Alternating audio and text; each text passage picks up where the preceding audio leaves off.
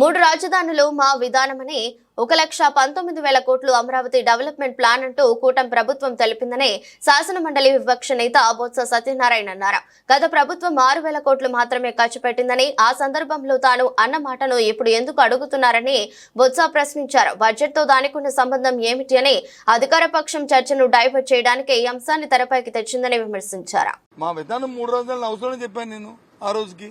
మళ్ళీ ఈ రోజు నువ్వు అడుగుతున్నావు కాబట్టి మా పార్టీ విధానాన్ని మేము డిస్కస్ చేసుకొని చెప్తాము. ఆ రోజుకి మాది మూడు రాజధానులు మా విధానం. అప్పుడు ఆ రోజుకి నేను ఈ రోజుకి మళ్ళీ పార్టీ డిస్కస్ చేసుకొని చెప్తాను. మేము డిస్కస్ చేసుకుని మేము చెప్తాము. ఆ రోజుకి మా విధానం ఇది. అందులో ఇక్కడ శాసన రాజధాని పెడదామని ఇక్కడ వచ్చి తయారు చేద్దామని అనుకున్నాం. ఈ రోజు మీరు అడిగారు కాబట్టి మళ్ళీ ఈ సమస్య మళ్ళీ ముందుకు వస్తే దాని మీద డిస్కస్ చేసుకొని మేము చెప్తాం. నేను ఆ రోజు కూడా 1,19,000 కోట్ల రూపాయలతో వచ్చి ఈ అమరావతి డెవలప్మెంట్ ప్లాన్ పెట్టారు. రోడ్లకి, సచివాలయానికి, అలాగే హైకోర్టుకి, అలాగే శాసనసభకి పెట్టారు. పెట్టి ఆ రోజుకి ప్రభుత్వం నేను మున్సిపల్ అడ్మినిస్ట్రేషన్ మినిస్టర్గా సిఆర్డీ నేను ఛార్జ్ తీసుకున్నప్పటికీ 6,000 కోట్లు మాత్రమే ఖర్చు పెట్టారు. ఆ 6,000 కోట్లలో కూడా 2,000 కోట్లు వచ్చి బాండ్స్ రూపేనా, 2,000 కోట్లు వచ్చి స్టేట్ బడ్జెట్లోను, ఇంకో 2,000 కోట్లు వచ్చి బకాయిలు. అంతే ఆ రోజుకి ఆయనకు వచ్చు. అది చూసాం.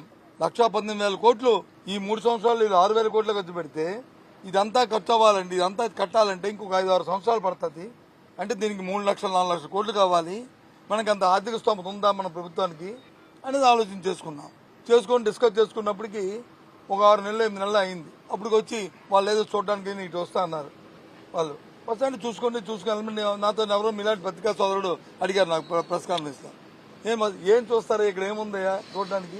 వాళ్ళు ప్రభుత్వం 6,000 కోట్లు కూడా కనీసం ఖర్చు పెట్టి 1,19,000కి కనీసం ఒక 20,000 కూడా ఖర్చు పెట్టలేండి. 6,000 ఖర్చు పెట్టిన దానికి ఏం చూస్తుంది? ఇది మా సైడ్ ఉన్న నాన్ లాగా సామెతలాగా ఏముంది, వల్లగా శ్మశానం లాగా ఉంది, ఇక్కడ ఏం చూస్తారా వీళ్ళు వచ్చేది అని చెప్పాను.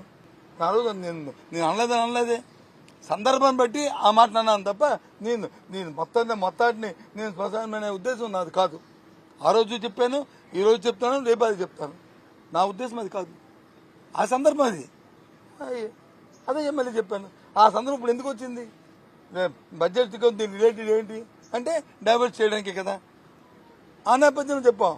మరి 11,500 రూపాయలు ఎందుకైంది స్క్వేర్ ఫుట్కి? ఇది ఎప్పుడు రేటు? 7 సంవత్సరాల కిందటి రేటు. 7 సంవత్సరాల కింద అంటే ఆ రోజుకి ఈ రోజుకి అంటే ఇవాళ అయితే 20,000 అవుద్ది.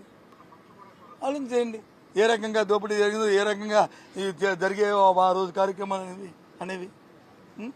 సో ఏదైనప్పటికీ కూడా మా ఉద్దేశం మనందరం కూడా ప్రజలతో బాధ్యతగా వచ్చాం కాబట్టి, ప్రజలకి మనందరం కూడా జవాబుదారీతనంలో ఉన్నాం కాబట్టి మా బాధ్యత మేము నిర్వర్తనం మేము చేస్తున్నాం. కానీ ఇవాళ అధికార పక్షం బోల్డో చేస్తూ ఏదైనా అడిగితే మమ్మల్ని పాసింగ్ నిమాలు చేస్తూ బురద జల్లడానికి ప్రయత్నం చేస్తుంది. ఎంక్వైరీ ఏమంటే ఎంక్వైరీకి దాని దర్యాప్తు జరపడానికి తయారుగా లేదు. ఇది ద్వంద్వ ప్రమాణాలు పాటిస్తున్న విషయాన్ని మీ ద్వారా రాష్ట్ర ప్రధానికి తెలియజేస్తున్నాను.